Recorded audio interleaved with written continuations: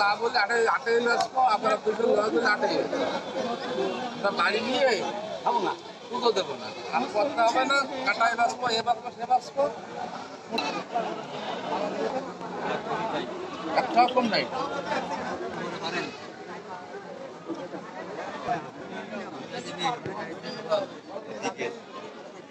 ঠিক আছে না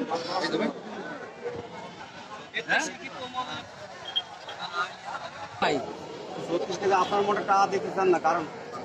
আমাকে তো মানে আমরাও তো আপনার বাইরে ব্যাপারে আমরা এলাকার ব্যাপার এই মাথা আবার কত তো 3 দেবে না 4 কেজি